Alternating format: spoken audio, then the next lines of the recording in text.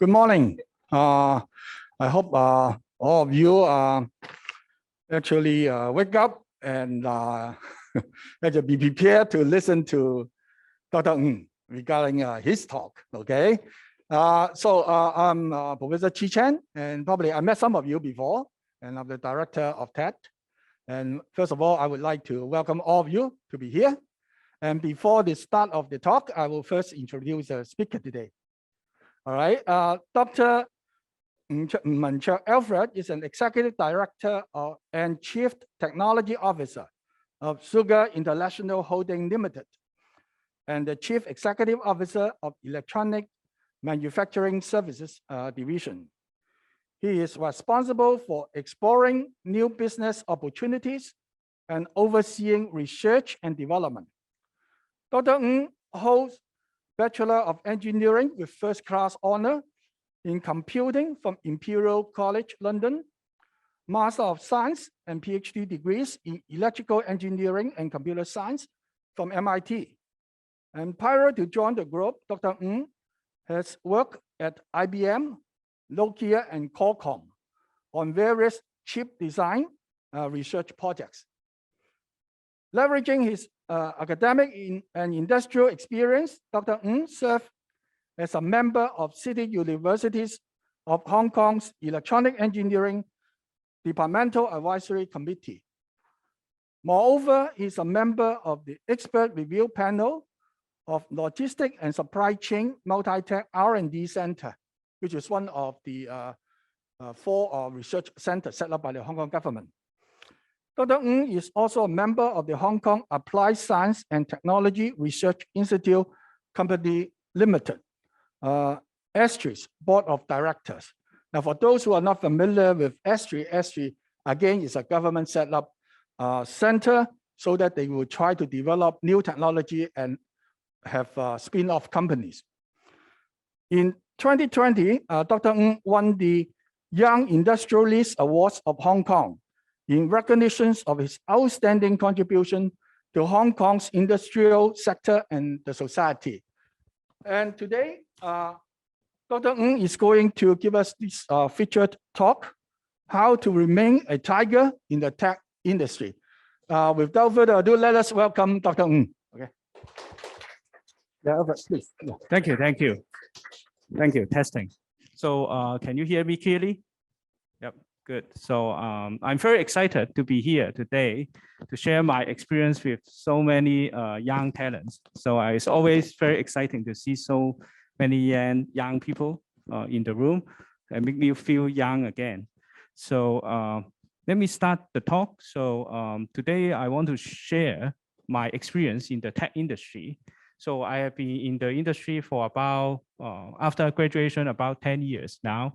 So in those 10 years, so I have some experience to share with you guys. I know that a lot of you guys want to maybe have your own startup or join the tech industry after you graduate, or you may go to further study in Hong Kong or overseas, right? So I want to share my experience so that you can be prepared.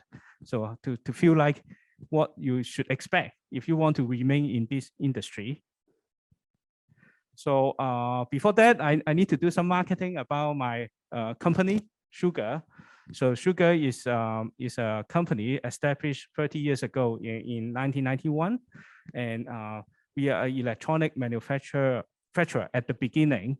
But after I joined the company, so we do more and more research and development. So before we were just helping other companies to manufacture the design, but now we will co-design product with our customers. So we have factory plants in both mainland China and Vietnam, and we have over 1 million square feet of factory area and over 2,000 employees. So the kind of products that we develop or manufacturers include 4G, 5G GPS trackers, so based on LTM or NB-IoT. We also do the electronic payment system. So I think everyone will use Octopus card in Hong Kong. So we actually manufacture the card readers. So for Australian company, and they sell the technology to Hong Kong. And we also do a lot of professional audio designs like mixers, guitar amplifiers. So if you have played music, you should have like use this kind of products too. And finally, we also manufacturing quite a lot of pet electronics products. So about myself, actually, it's like Professor Chen has already covered most of it. So maybe what I want to add is I'm kind of locally brought up. So I actually finished my HKCE and A level in Hong Kong before studying abroad. So I just want to say it so we can support our, so for those who are from Hong Kong, we should actually support our own education system and believe in our own education system. So so today the talk about working in the tech industry. So I want to share some good news. So McKinsey report showed that the number of engineering professionals like computer scientists, engineers, IT administrators, IT workers, and tech consultants, they expect to increase by 20 million to 50 million globally by 2030. So the tech industry is definitely booming. So we are talking about digitizations, reindustrializations, smart manufacturing. So all those will create up to 50 million jobs. So you guys are highly sought professionals after you graduate. So you have a very good prospect.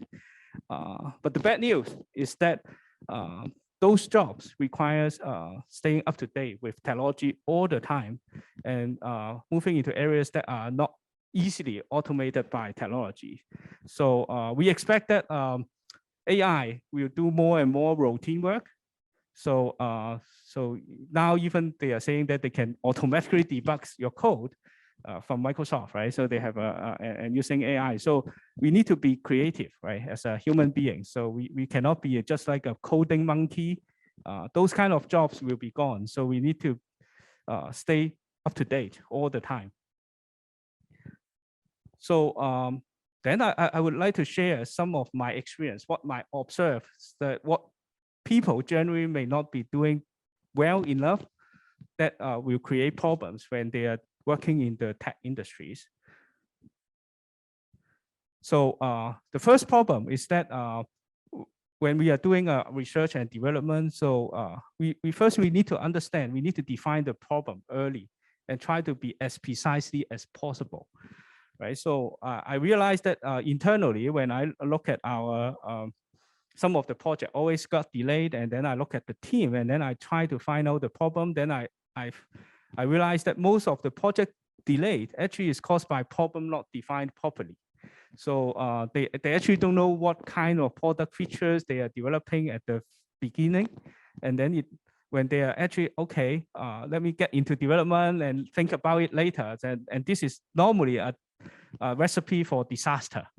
It will only cause delay. So I would suggest always invest some time to define the problem before jumping into actual development. And as a young people, I understand most of the people will say, oh, let's do it. Just do it, right? Like you. but most of the time we need to sometimes need to be more patient, sit down and think what we are trying to do, what kind of problem we are dealing with before we actually try to do the actual development. And I understand sometimes if the problem could be very vague, you may not know exactly what you want to do. Then in this case, I would suggest try to do a mini proof of concept project. So try to understand the problem while doing the proof of concept project, and then try to define the exact requirements for the product. So so at the very beginning, so most of the time when we are working with our customers, we will require a product requirement document, so that we will have a kind of like an interface, communication interface with our customers, so that we are on the same page. We know what exactly we are trying to do, what kind of problem we are solving. And the final point actually is very important, is that normally we want to do actual work. We think we want to do actual work, and then we think of then think of how to debug it afterwards. But actually, my experience showed that if we actually think of how to verify our solution first, it actually generally saves a lot of time, because you know you think of all the scenarios that may come up that may screw up your product. Then you think about it and how you, if you get to that scenario, how you solve it, and in general, right? So in computer science, what we say that is if we can actually formally verify it, it will be even better because we theoretically prove that the algorithm is correct. Then it means that it for all possible cases it works, right? So, but this is generally very difficult, and but in other cases, then we should actually think about how to verify our solutions. And so far, for all the companies that I have experience with, like Qualcomm, Intel, Nokia, Qualcomm actually is very good at this case. So I am actually lucky. I'm a developer, but we have verification teams. But most of the time, when I finish my implementation, the verification teams already have all the tests available for me. So instantly, when I run the simulation, you can tell me whether I have any possible bugs. Then I will go straight away to correct it. And if you look at it, right, so Qualcomm, obviously they are big players in the 4G, 5G era. And one of the things is they do very well is that every year, right, around this time, they will have the new chipset out. They never miss, right? So Intel may miss it occasionally for a few months, but Qualcomm and Apple, they never miss the launch cycle, right? And it is a very big impact if they miss the launch cycle, right? That means they may actually miss the possible revenue income. A second thing that that I have experienced is we should prevent reinventing the wheel. And with refinements, what does it mean? Is that most of the time, right? So I think in research, why do we call it research, right? So normally it's like we kind of face the problem already before, and then that's why we need to research again, right? And try to do things in a more advanced way, right? So there's mostly nothing new under the sun. So solutions of similar problem most of the time already exist. But there's a catch. It may not be directly applicable. So that means you may need to have some refinements in order to be applicable to your solution or your product. So my advice is study the prior work with some deep understanding of how it works. So that means because you understand how it works, so you have a chance to modify it. If it's just not you pull out a library and then use it and then say, oh, it doesn't work, then let's try out another library. So it may not get to the point that you want to get to, right? So, but also, right, so when you do a refinement or adjustment, sometimes new problem will arise and then you need to do further refinement. So this is what we call iterative refinements until the desired result we get the desired result, or sometimes it may get to the end when we need to think of another innovative solutions. So other commercial consideration, pricing is also, so when it's not, if we are not just doing pure research, right? Pure research, sometimes we just want to satisfy our own desire of finding the truth, right? But in commercial, right? So sometimes you need to be cost effective, right? Sometimes customers maybe prefer paying 50% for a product that can achieve 90% of performance. So this is what we call the value, right, of the products, right? And time to market is also very important, as I said, right? So a delay of the product development means you lost revenue, right? And may even lost the market, right? So if you develop a product which is a generation behind your competitors, then you probably lost the share. And that's why sometimes you need to prioritize bugs that occur frequently. Finally, sometimes as an engineer, the mess may be more complicated than what user perceived way of doing it, right? So you need to think of how to map complicated idea to something more intuitive to users. So for example, for battery life, right, we say how many percent we left, but in reality, the voltage is non-linear. So you need to basically have some mapping, right? And then, for example, another good one is the smartphone location service. It's not just GPS. Normally, it's actually a combination of GPS, Wi-Fi location, base station location plus Bluetooth, right? So a variety of technology combined together to give you the location.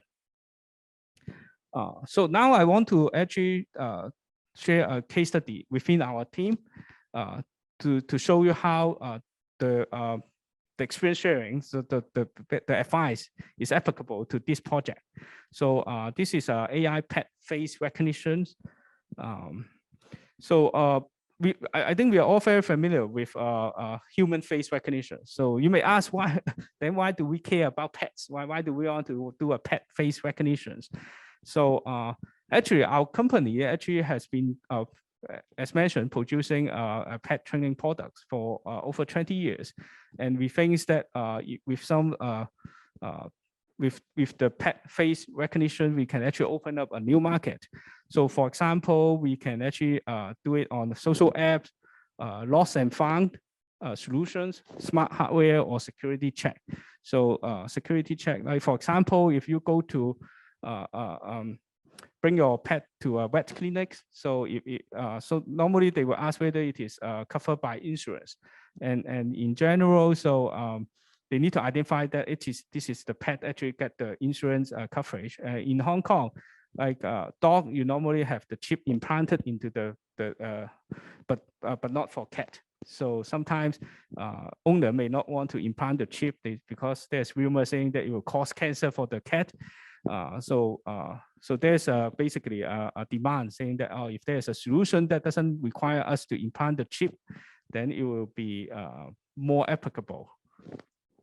Yeah, but where to begin, right? I think the obvious answer is like human face recognition is already so advanced. So why not actually look at how people do it on human face recognition? So actually, it go through 3 steps. So the first step actually is when you have an image or video containing a human face or may not contain a human face.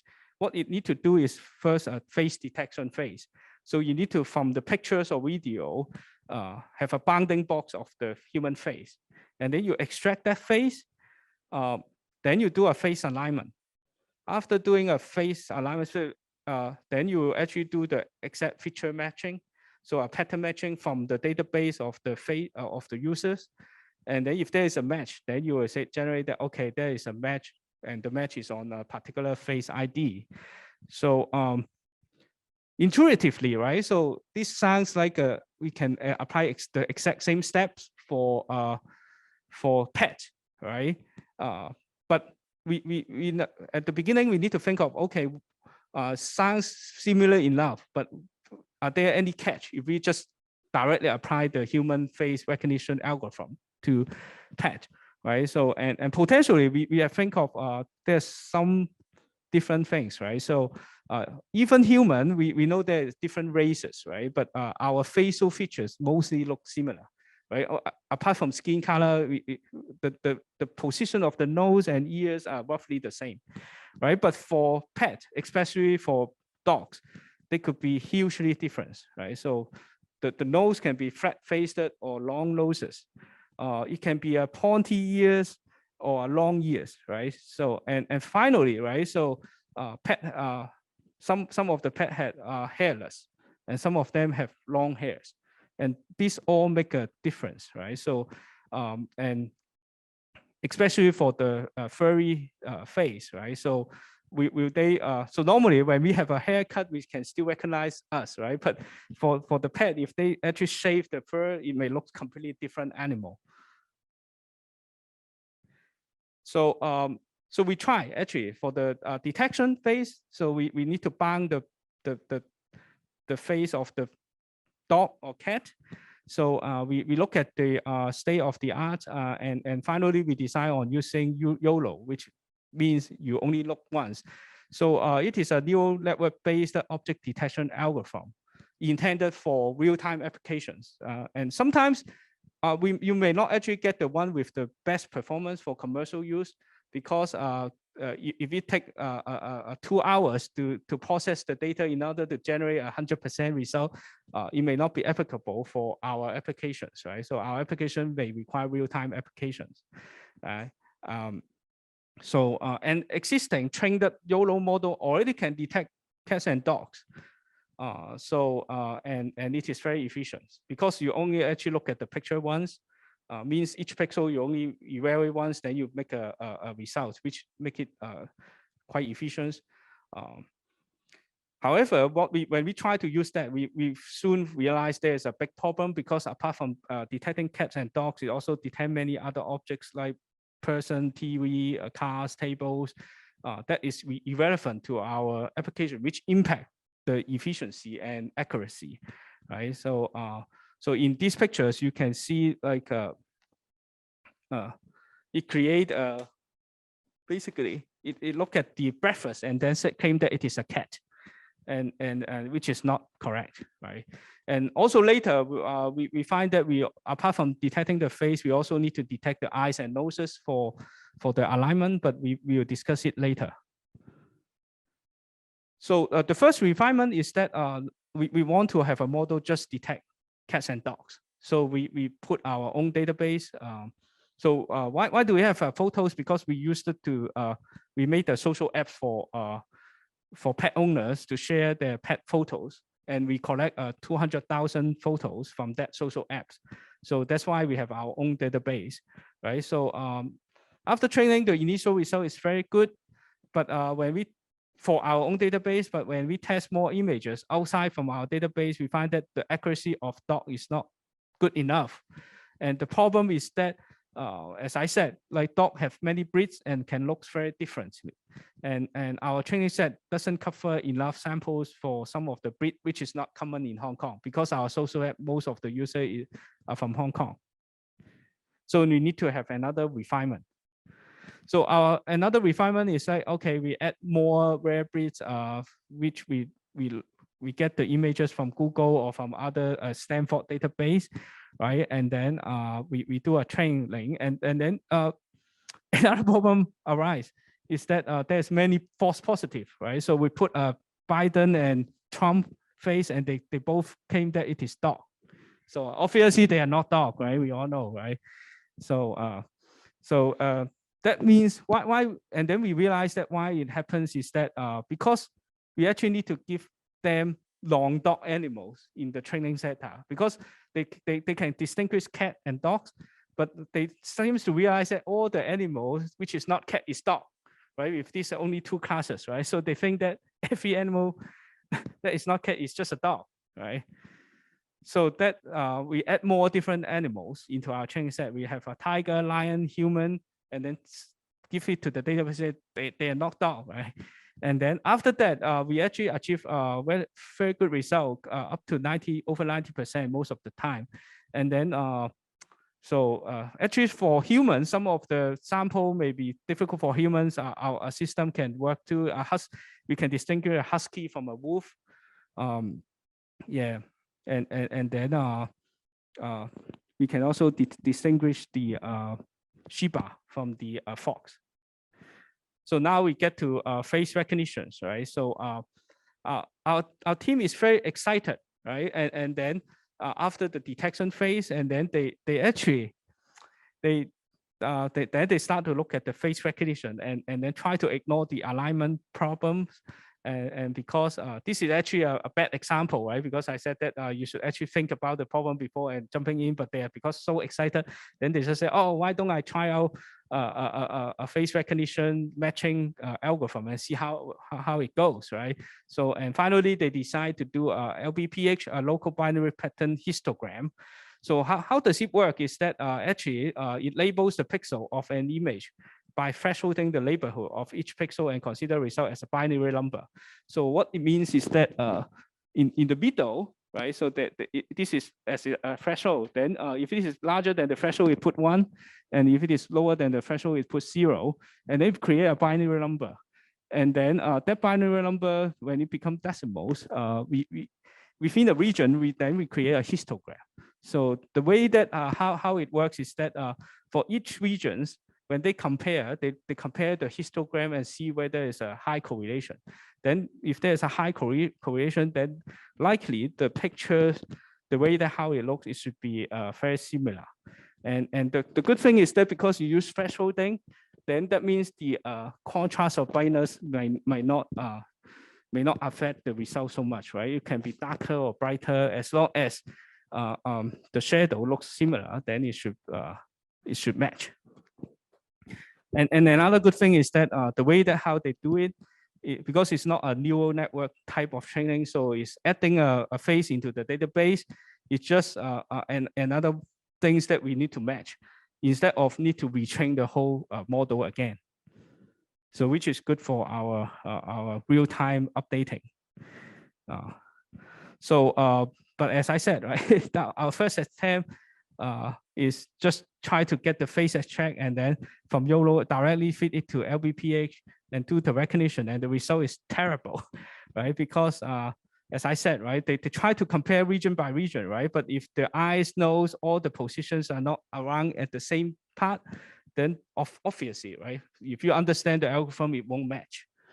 So that's why we find that we need to match roughly the position of the eyes and the nose. So now we get to face alignment. As I said, right, we realized that if we need to actually do a face alignment, then we need to find the position of the eyes and the nose. So that's why we actually add those class back into YOLO, which I have mentioned. And so we train that this is dog eyes, dog nose, or cat eyes, cat nose. And then actually we make some decisions. So you may ask, why don't we include mouth and ears, right? So for mouth, we realize that dog, we look at the photos, half of the time it stuck its tongue out and half of the time it doesn't. So, and normally we cannot control how they take pictures. We cannot say, dog, stop sticking your tongue out. They don't understand it, right? So that's why we think that, okay, we don't do it. And for ears, the position can be very, unlike human, they varies a lot. And then it actually make our alignment problem tougher. So we just use eyes and nose. And then at the first trial, we make it simple. We detect two eyes and we draw a line and try to make it horizontal, just rotate it. And then the result improve, but still very low accuracy. If you can see in these three pictures, the eyes are both horizontals, but obviously they are still at a very kind of different angle when they look at the camera.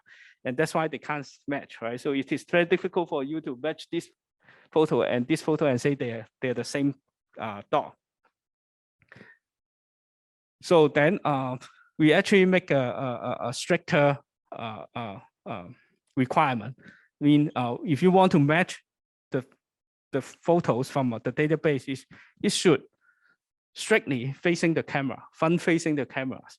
So how do we do it, right? So one way of doing it is saying that, okay, if you draw a perpendicular line from the nose to the horizontal line of the eyes, then the XY should be roughly the same, right? So this is, but obviously in a photo, sometimes it's very difficult to do exact. So we may actually need to relax the ratio in order to make it more practical. Yeah.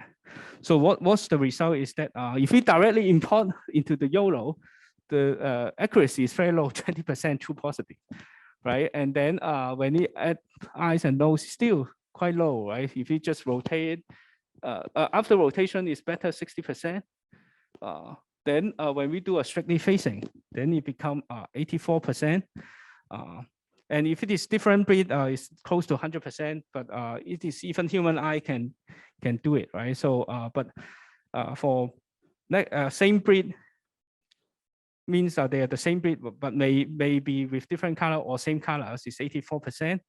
If it is very strict, and for same breed, same color, this is actually very difficult. For human beings, most of the time we cannot tell apart, right? But our system can do around 60%. and we relax is about 52%. So this is the initial result. Now I believe the result is slightly better, close to 60 to 70%, but we still need improvement. So the future work is that, so we have done quite a lot of explorations, and we think that it's getting closer to the limit. And if we want to have some breakthroughs, one thing that we think may help is having a 3D models of the pet faces. So that this is actually what human does, right? So the human actually use 3D models now, and then you can actually kind of rotate the face to front facing and then do the matchings, right? But for pet, we think that we cannot have a single model. Probably we need to distinguish the breed first, and then pull out the breed information face model, and then map it to the face model, and then align it, right? So more work. and another quicker way is just add different angles on top of front face recognition. So maybe a little bit side, and then just like when we do a fingerprint detection on the iPhone, right? They also ask you to have a different angles when you do the training, right? Also, we need to add real-time training if new face capture, and also model update need to accommodate pet aging, right? When the pet age, the fur color may change and the looks may change a little bit. Yeah. So it comes to nearly the conclusion of the presentations, right? So as I said, we need to define the problem early and precisely. What exactly is the problem we are solving and how to verify our solutions. And we should always investigate prior work to prevent reinventing the wheel unnecessarily. And then iterative refine the work until achieving practical result, right? And also we need to consider, right, in the industry, what is the cost, what is the time to market, and whether it is easy to use as a consumer product. Yep. Let's conclude my talk, and I want to show you our team. So we have a team of 4 people on this project.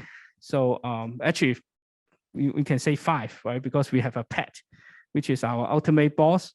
And then we have 2 programmers, Michael, Phoenix, and Chloe is our project coordinator.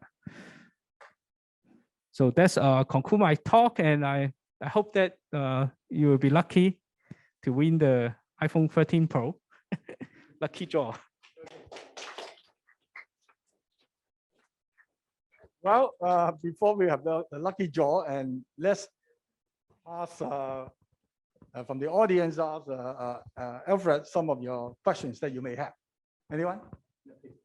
Do you intend to expand face recognition beyond dog and cat? Yeah, definitely. This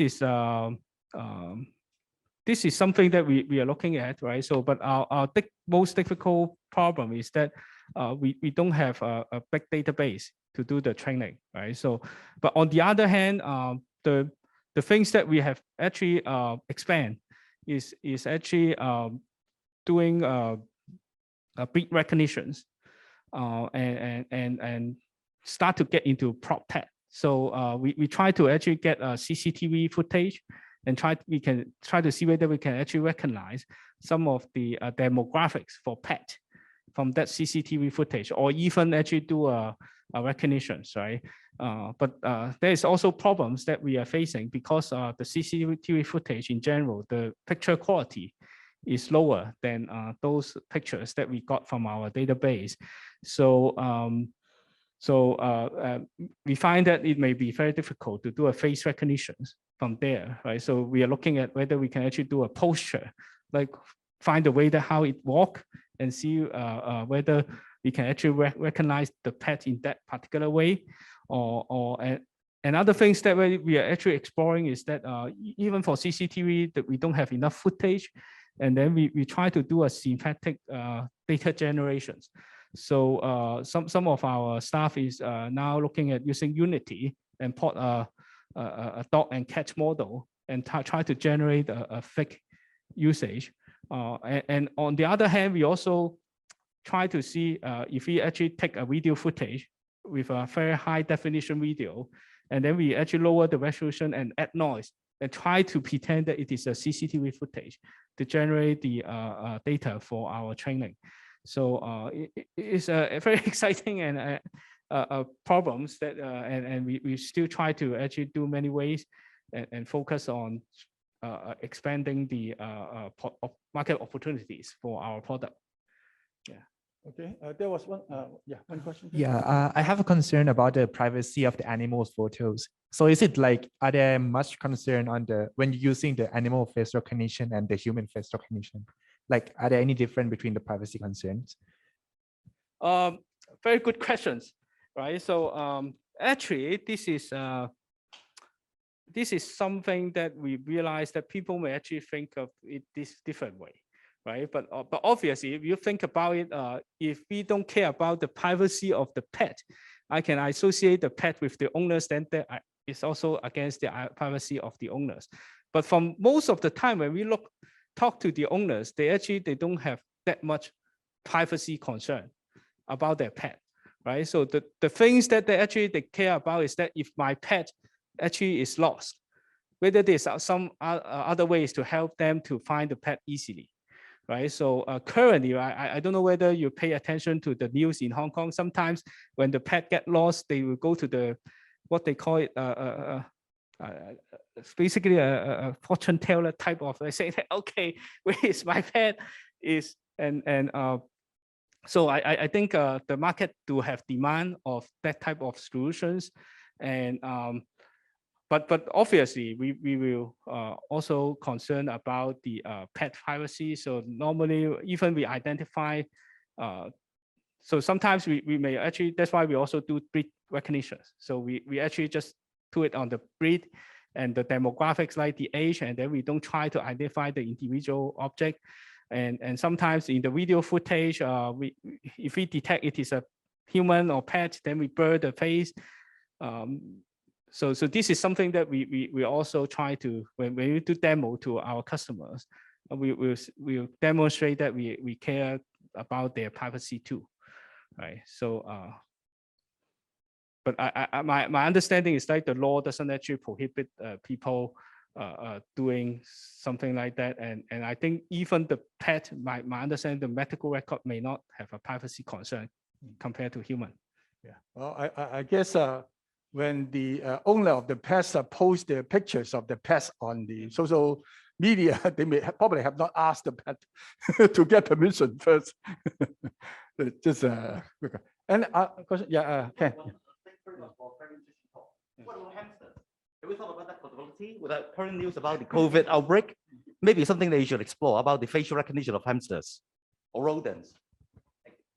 Yeah, definitely. So we try to focus on cats and dogs first because they have the largest market, and it's easier for us to get the data, right, for the training. I think when we are talking about deep learning training, so the biggest problem will always be whether you have the data, and also even you have the data, then you need to have you need to label it, right? So labeling is also very labor intensive. For our case, it's easier because our social app, they already enter some information related to the pet, so we know that what kind of breed it is. So and then we can assume most of the time that the photo that it posts is their pet, it's not another pet.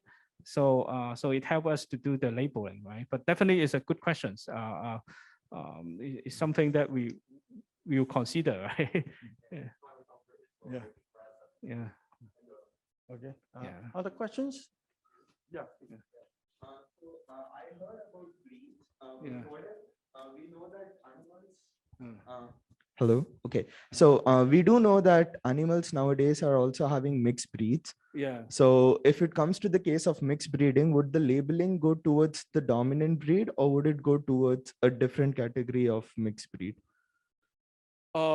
Yeah. So if it is mixed breed, then we have a category which is specific for mixed breed, right? So, but most of the time, it really depends, right? So if the appearance looks like dominantly a particular breed, then we will still recognize it as that particular breed. Yeah. So and some of the I think some of the more popular mix, they will create a new breed, and then we will also classify it as that. So I think in our database, you can do as more as 400 breeds, but that actually is too specific, right? So in general, we classify up to maybe 50 to be more practical use, right? Especially for the CCTV footage. Yeah. Any questions on this side? Anyone? No. Well, are there any students in the humanities other than technology? Any student studying philosophy, psychology? Anyone? Public policy? No, because for tech people, we develop technologies. Yeah. There are other issues such as privacy issue. Maybe some of the people in public policy and so on, they can consider this kind of issues. And working together, then we will come up with a policy or regulation that is good for everybody. I think it is why different technology or different domain people have to work together. I think that is one of the important aspects. Now, I do have a questions for you. Now, you graduated with a PhD from the top-notch university, and you work for a very prestigious company like Qualcomm, and you work on chip integrated circuit designs. Now, how does you translate your knowledge into threat recognition? Are there any common things that you can borrow, or what are the most important things that you learn from your work experience with Qualcomm, other than say define your problem well first? In addition to that, what else can you share with us?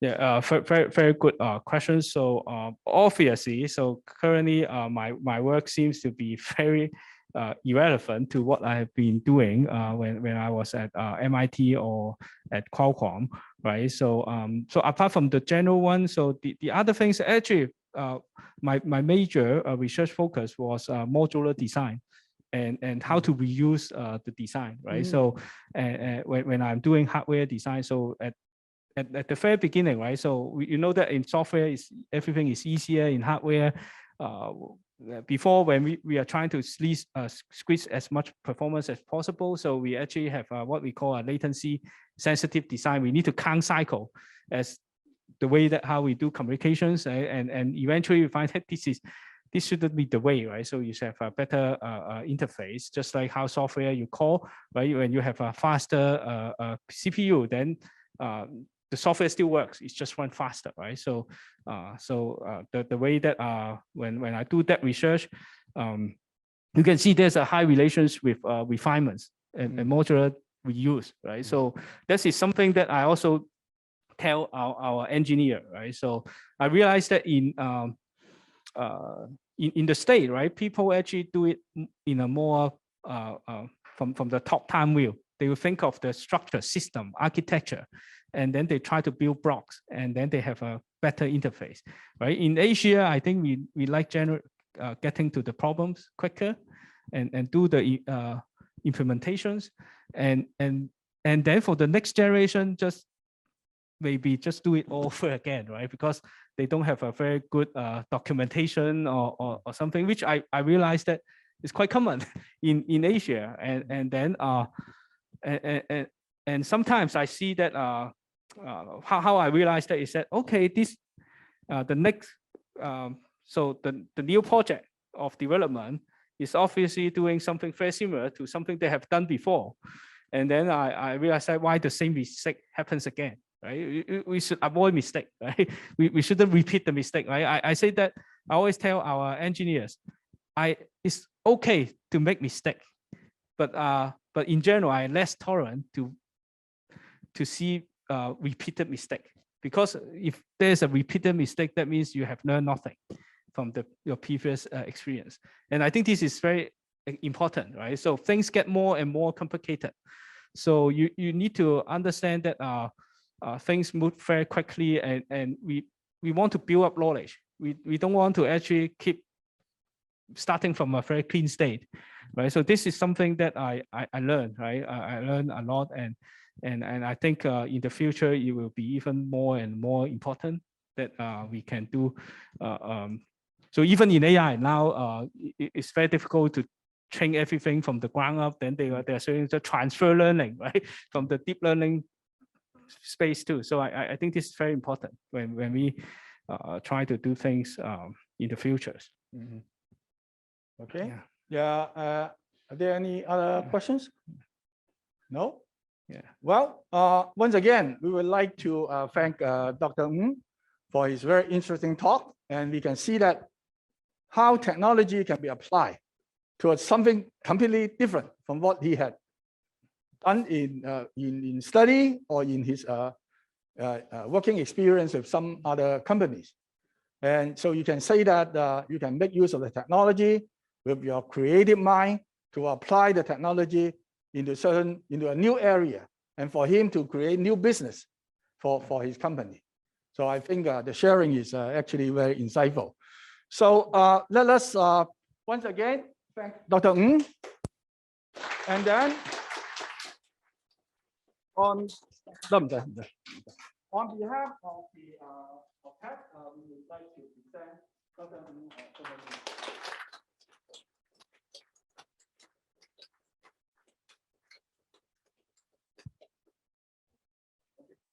Oh,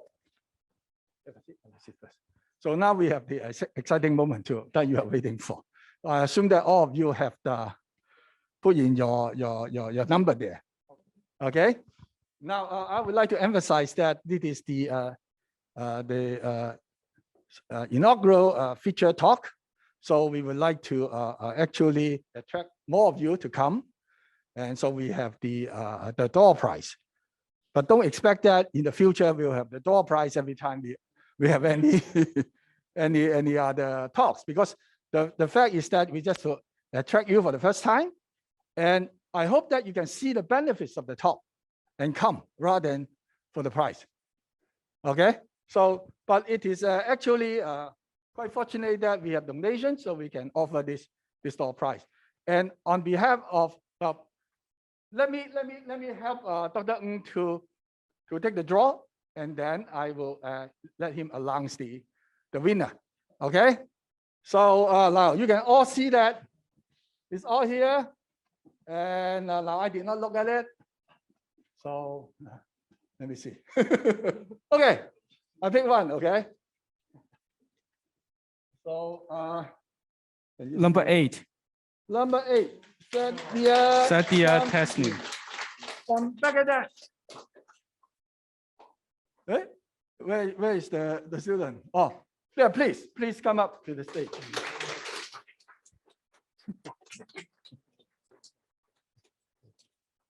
Okay.